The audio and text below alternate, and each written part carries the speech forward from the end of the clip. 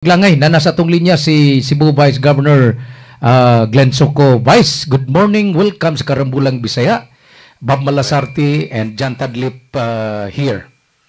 May butaga, Bob. May butag Jan. May butag, Vice. Vice, nindot kay ni kining inyong plano gidusok ninyo diha sa Junta Provincial nga dunay integrated flood control plan. Unsa may pwede bang imuning mapasabot sa ato mga suking tig paminaw ilabi na sa ato mga kaigsunan lokop lalawigan sa Sugbo, Vice Governor Soco? Well, kana Bob dili na siya bag-o nga plano nga akong pasabot, no? Katunang plano nga naumol nga atong 2016 pa. Okay. No, may numdum mo ni atong Hulyo 1 gyud, no? Motoy pagsugod sa termino sa mga elected officials. Mo say paglingkod nako isip presidente sa Mandawi Chamber of Commerce and Industry. Gibaha ta diha sa Mandawi og mga ubang bahin sa Cebu City. 0.55 mm rainfall lang. Kanang 0.55 normal rainfall lang na natong tungura. Okay. Unya nigawas ni sugyot ang DPWH diha to si Secretary Mark Villar bago pa siyang na-appoint niya sa panahon ni Presidente Duterte. Nga dunay integrated flood control drainage and master plan ang DPWH. So motoy gisugda na mo og duso sa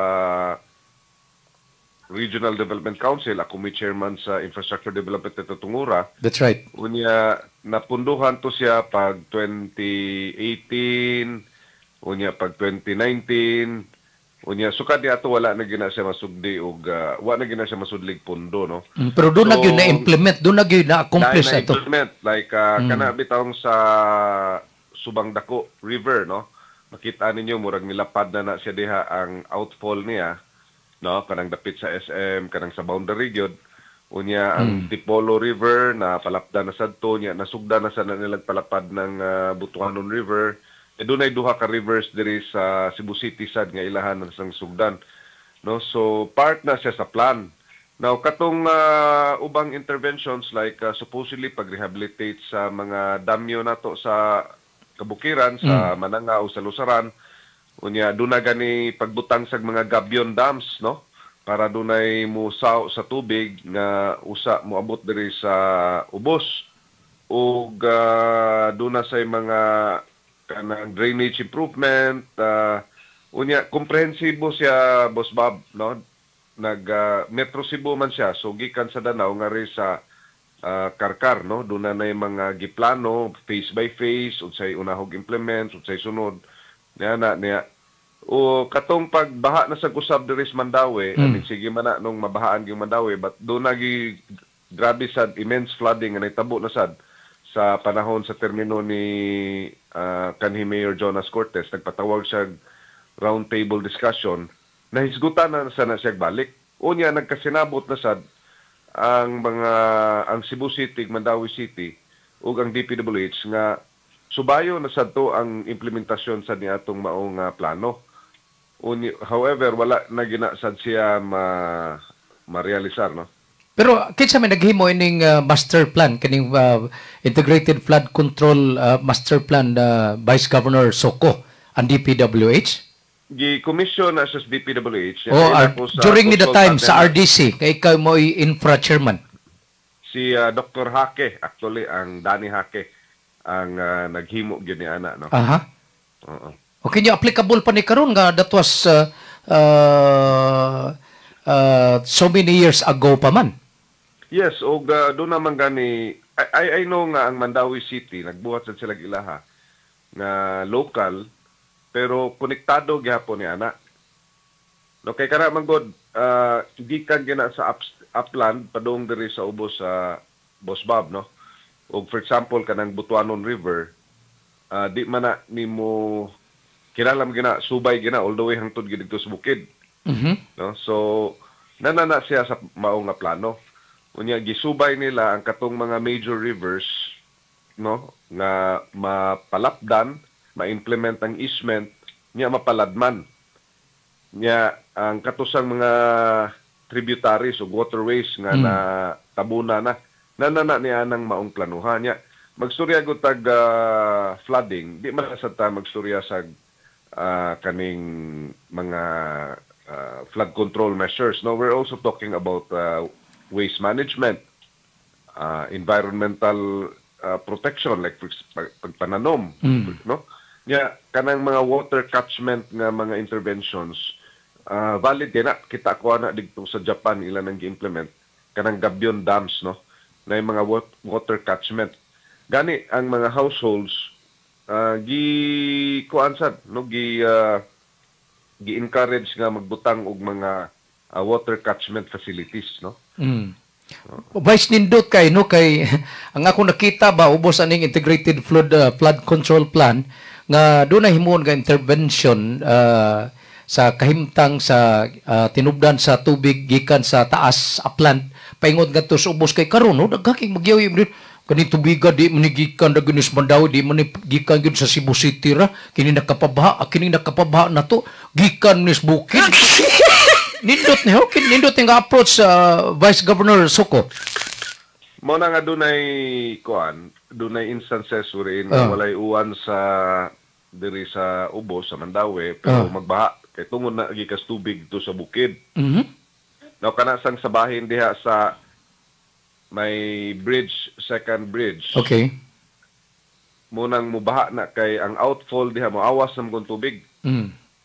No, daghang contributors niya na gawa sa kinahanglan na gina siyang palapdan. In fact, do nagay proposal sa una DPWH yapon nga ilang buhatan og parallel nga outfall nga tudig tumugawas ang tubig sa Mananga kay di naman gyud ka-akomodar na siyang kanang iyang outfall diha, no. Kanang asa bitaw dapit may Wilcon, Boss Bob. That's right. So nagpasabot gyud ni Vice Gov Soko nga ang volume sa tubig di na ni parehas sa una karon parte na yung dakwas volume sa tubig nga ang existing nato nga mga facilities mga drainage facilities di na nila makaya, di ba? Dili na makaya. I see. So sakto ni doon ay mga intervention. Para diyan doon na kay lakbit ana para diyan. Board Dili board Vice Governor. Vice na. Vice Governor. Vice Governor. So doon na ba regular monitoring and assessment as regards kining comprehensive master plan?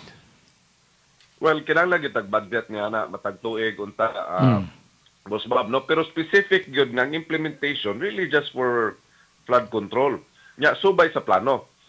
Sa una, dunay gibutang gyud nga opisina diri ang DPWH katong UPMO,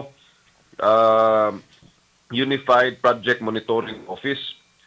Bayo kay to kay dunay gyud sa kabuk nga inhenyero nga nagmonitor nga ang funding nga maabot maimplementar gyud siya para sa kaning flood control and drainage master plan. Subay na ng master plan. No? Mura na ko nagbuhat kag balay, Boss Bob. Boss Chan. No, kinahanglan mag-una ka sa foundation nga diri sa mga haligi hangtod ari ka sa padung sa kuanag subay kag plano. Kaya ang netabo gud karon kanya-kanya na magud ang implementation sa mga bisag unsa na lay mauna-una ano nya dili daya sakto gyud ana honestly dili sad sayon pag secure funding gyud niya na sad sa national government. That's right. So ug na untay funding dili unta nga kaning funding nga para ra ni diri sa ako ang lugar, kaning funding nga para ra ni diri sa lugar kay ngingong kag baha dili man niingon nga naa ni boundary, di man ni momingon nga diha ra kutob ang tubig sa Cebu City, di na mudagan diri sa Mandawi. So should be a unified, no? Vice for kinsa man nga consumption kaning master plan sa LGU, sa RDC or sa DP? Whole Cebu. Well, sa kuan gina, no? Sa that is a national government funding or national government nga responsibility, no? In particular DPWH kay ila man gini we talk about flooding ila man na. And for the whole Cebu. Yes, but in close coordination with the local government units. So are lang kay lisod man lang usa sa metro. Lisod man og tois-tois magka-overlap ang mga projects lain sa LGU, lain sa DP, ya sa RDC pod nga plan. Para nako, naay katong gihimo sa Mandawi, wherein nga naghimo sad sila gilang flood control plan para sa Mandawi City lang. Pero ilang gisubay sa kaning Metro Cebu Integrated Flood Control Drainage and Master Plan. The same ra magyapon consultant kato ra magyapon si Dr. Hakim may naghimo niya na. Okay. I see. How about sa ubang mga district DPWH district offices dito panalit sa dapit sa Mananga daghan mas sila mga flood control projects din ha. Nahasubay sa gana sa katong flood control master plan Vice? Kana di nako katino og nasubay ba na siya but ang funding, well, ang indicative cost niya to at that time was 26 billion, no? That was in 2016. Okay. Para mahuman gitong tanang intervention sa tanan gyud nga kaning projects nga usod ni atong master plan. Ang pundo pag primerong tuig kato 2018 was only 700 million, then gisundan og laing 1.2 billion sa 2019. Now, ang concern sa DPWH nga ang relocation sa informal settlers dili sila gustong mga baga sa cost, no? Sensitibo sa kina sa bahin sa DPWH sa local government unit nga sila mo atiman kay mga butante ra ba sa sa kanang mga naasad nga mga informal. So gi-propose to namo sa Regional Development Council nga ang cost niya tong pag-relocate appeal na siya sa budget, no, sa national government. I see. So karon ang nindot no kay ang imong nakita ang sa Mandawi nahasubay pa na sa katong original gyud nga integrated flood control master plan. How about sa uban, no? Sa mga bitaw, nakapangutanaw ko, kini kang uban kay, like sa Cebu City, covered ba ng Cebu City, Yes, Vice? yes, apil na. Oh, apil na. Ganing portion sa Cebu City anang katong naa sa master plan. I see. So, nindot ni nga, ma-review niya, makuan ba, mahimuan og kini bitaw nga assessment kining ongoing, kay karong murag fragmented, tinuod, kanya-kanya dito sa ubang mga lungsod sama dito sa Dumanhog, Alab, himo sila ila dito. Dito sa Talisay, himo sila dito ila. Ang wala question kay sa Mandawi nahasubay mo rin na sa maong integrated flood control plan, no? Well, kana sa Mandawi ba mo pasupot lang ko, no? Ang atong roundtable discussion tabo, I think mga 2021 siguro. Kung dunay laing dako gyud kay pagbasad. Katong ni overflow niya na affected na nalunupan ang kinini ang Santo Niño Village sa Cebu City? Oh yes. Mao to no. Nag-meeting ba dito doon ay round table discussion niya to sa complex. Gi-report na to ang DPWH apil ang Mandawi Development Office, no. Unsa gi accomplishment na sa kaning mga flood control and drainage projects. And they reported that 10% pa ang na-accomplish at that time, I don't know na karon. I see. So, para nako, there's really a need to congregate, no? And call for a multi-sectoral nga led by government para ma-discuss ni siya. But, nanatay subay, nanatay plano. Kaysa magsige patag karon magpahimong plano, gasto biya ng plano, no? Kanang mga feasibility study, usasa na siya sa Boss Bob. Murasa na siya flood control, no? Kanang dagko sa kain ni. Dagko sa mura budget sana, no? So katuganing sa MCDP sa una, Vice, nakahinomdom ko katong doon na sila traffic management plan sa Metro Cebu. Niabot mo ganitong mga 400, 500 million ba to sa feasibility study lang? Ganahan ka na sila ng mga feasibility study, Boss Bob, no? Nga, ang flood control master plan, Boss Bob, gikan ni siya, subay sa ni siya sa katong roadmap study nga gihimo sa Japanese International Cooperation Agency JICA 2016. Digto ni Kwaa digto. So, ako naman ani nga in the essence of planning and development, doon na kay sumbanan step by step procedure. Then the next step would be the implementation. Then the funding. No? Funding, then implementation. No? Para di masayang ang kwarta ba? Okay. Nindot niya, kanini ang pagduso nimo in behalf sa Cebu Province Vice Gov, inini ang Integrated Flood Control Plan sa whole Metro Cebu, pero di man kayo affected ra Metro Cebu, ang whole Cebu province siguro niya, ma-covered pa ni, di ba? Ang katong plano, Boss Bob, gikan to, nag-cover to siya, gikan sa Danao to Karkar. Pero gamay ra ni revision, ug doon na magani ni siya gamay nga i-revise, at least nanan ni, kaysa maghimo pa og bag-o nga gasto na pug dako kayo. Dugay kayo, Boss Bob, kay, Dugay pag yung kayo. you know, like as I've mentioned, if nasubay lang to siya, since 2017, no? 2016-17, dako gyud ta kayo kasulbaran sa flooding problem karon. Ug nasubay lang to siya. Wa sa kumingon nga matutaliwa, but dako gyud kayo ka-improve to siya sa atong worsening nga flooding condition. I see. Now, if we are to make another plan, dungag na sa nang gasto, nya dugay na sa kayo na. Now, we have to account because dito sa mausa nga plano, tan-aw na to nila og unsay effect sa climate change. Nga matag tuig dunag yoy increase sa rainfall. No, o kaning sa mga tide conditions no, sa kaning tubig sa dagat. So dapat unta na natoy by set up to 2030 na natay timelines nga kanus agyud tani mahuman unsay may mga epekto niini. To me, delayed na tani ato plus nag-anam og usab ang atong climate change, no? Ang climate change na factor nato. So mas mukatch up na sad ta. Paspas kayo ang pag-usab nag-anam ka grabe ang epekto sa climate change tapos ang gihimo nato nga mga kininiyang mga measures wa gud na level up, wa gud na improvise, di ba? Wala gud. Stagnant ta. So kinahanglan mo kuan ta mo level up ta no atong paspasan. Yes. Sus kanindot ini imong plano. Kanindot ani Vice no. Dako kay nigtabang sa whole Cebu province no. I see. So nindot kayo kay uni confirm na ba si Director Danilo Villar na interview ra ba namo ni one time?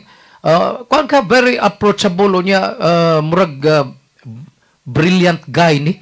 Nya wa ba ni makatambo ka ni sa karong giset ninyo nga September 8 session Vice Governor Soko makatambong ka ni nga giparesign naman ni sila tanan. Among napadana siguro tong resolution yesterday ako masayop and we will expect nga mutambong sila. I see.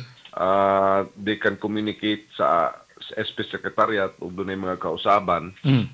And gihisgutan na nila mo sa provincial board nga namagot tayo ordinansa, Boss Bob, katong 23-02, 23-05 nga kuha na ni siya subay sa katong provision sa Section 2B, 25, 26 o 27 sa Local Government Code diin ang national government officers, national government agencies, GOCCs required to coordinate with the local government unit sa ilang tanan nga mga projects, plans and programs and secure sanggunian approval.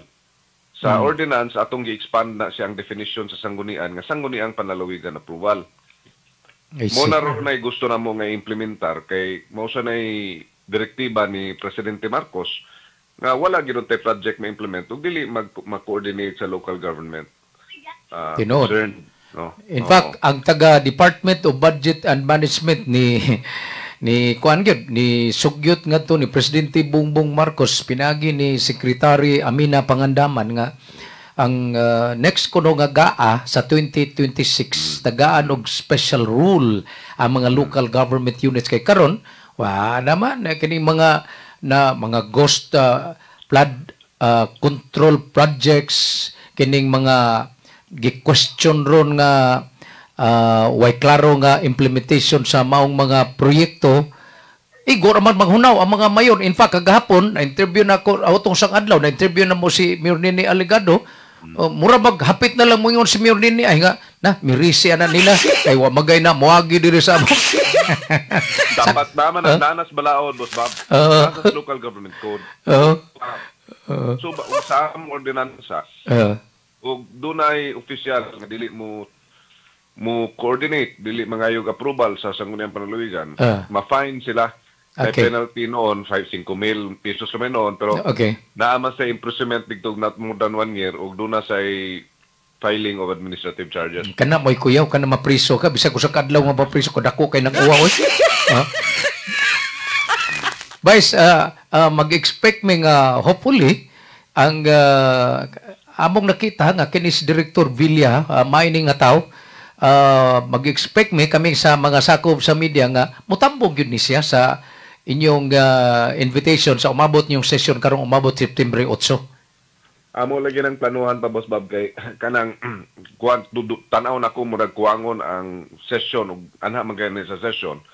So naghisgutay nami sa akong mga kauban nga amo lang i-manage unya siguro do na gyud mga succeeding meetings pa kay daghan ra basang gusto ituki no ang akong mga kauban kay tibok province man so nasa sila concerned sa silang mga tagsa-tagsa ka districts. Ya doon na sa mga projects sama sa Metro Cebu Expressway nga gusto sa namo nga ituki no katong Fourth Bridge o lahi usa lang ni siya katipik ni siya ang sa flood control o katong mga road projects no.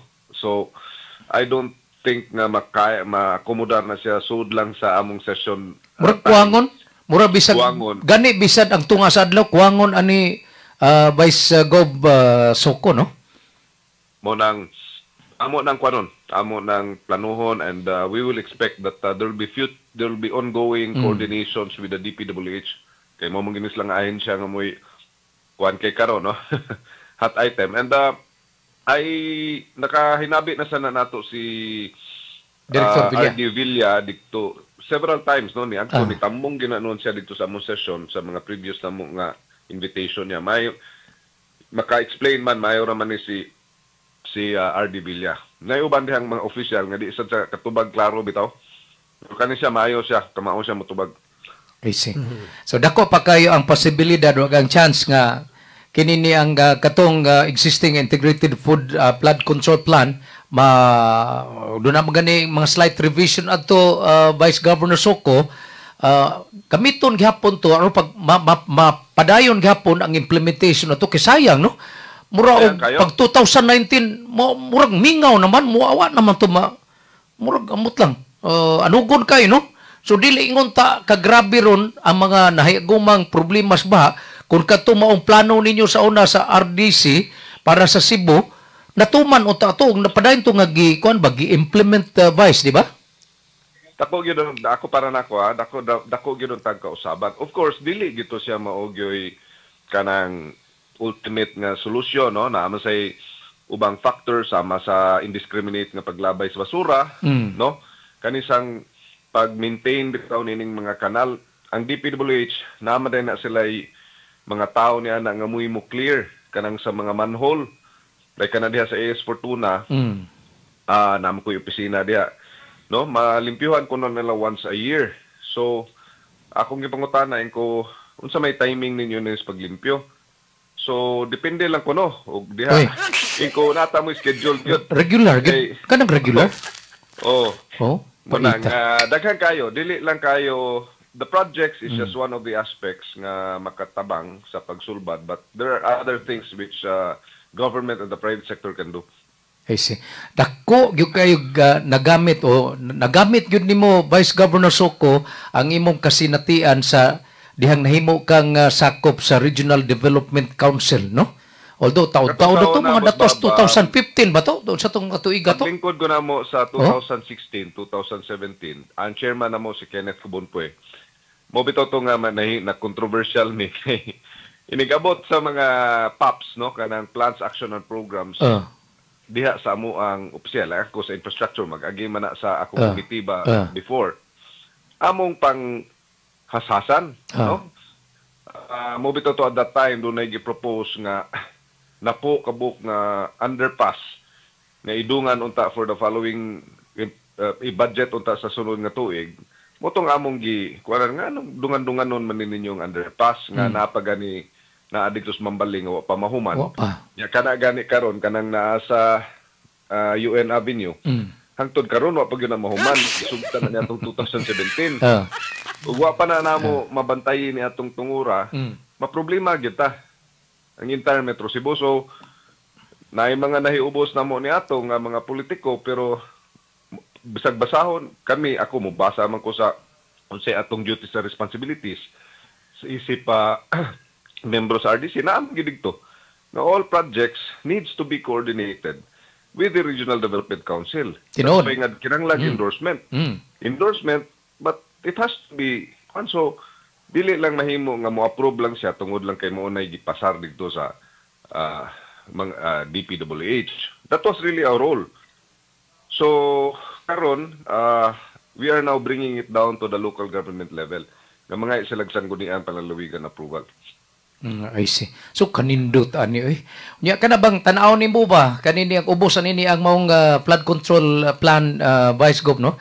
Na although tan-aw ni kana na ang aging rehabilitation sa kanang ubang mga sapa nya kining widening sa mga sapa kining unya pagpatuman ining easement nasugdan man ni kini pribad national man ni nga balaod kini ni ang pagtangtang anang mga mulupyo kini mga namuyo diha kilid gyud ining mga kasapaan kay ma-deprive naman hinuon ang mga local government units pag-implement og development kilid anong mga sapa kay daghan mang nagpuyo diha mga informal settlers Vice Governor Soko. Daghan siya, although na ako'y na hibaw like for example naman tao kadaghanan ganyan ng mga nana sa kilid murag na bayran na sila no nya. Pero wa lagi na bayran ako nakadungog ko na diha sa Magikay. Na wingo din ni si Kapitan Gumira ba na pa diyan no? Nga nabayran na perti daghana na karon nagbagutbot na sa taga NGCP kay namalhin ba na mas tungod sa ilang kuan sa site sa agian sa ilang linya sa NGCP. Oh. Paita no? So kuan lang yun no. Murag cycle man nga problema Vice no? Mo nang kinalan yun nga na coordination, close coordination sa kaning local and sa national government. Kamo din na sa province, doon na ba mo close coordination nilang Mayor Junki Uano sa Mandawi City, Vice Governor Soko? Yes, naaman in fact, bago kami katong nag-turnover sa kog mga chairs atong that's right. 2 weeks ago and magkita-kita kami constantly. Mandawi City is a highly urbanized city, so it can very well manage on its own. Although kinahanglan na siya mo coordinate with Cebu City kay kuan lain sa ning highly urbanized city ang Cebu City ug mulabang na responsolasyon then that is within the territorial jurisdiction of the province of Cebu. But overall, if the assistance of the provincial government is needed, then I think the province should also help in to assist ang local government units. I see. Vice Governor Glenn Soko, salamat kay sa imong oras ug sa pagpasabot namo labi na kami wa kami masuito kalabot in integrated flood control nga og na continue lay day unta ni pagpatuman at least na minimize ug dili kay ngini kagrabe ang problema sa bahang atong nahiaguman. Vice Governor Soko, salamat kay sir ha. Salamat kay Boss Bob, salamat dyan o gamang buntag sa atong mga listeners. Daghang salamat. Pato maghigala, inyo nabati si Cebu Vice Governor Anthony Glenn Soko. Induta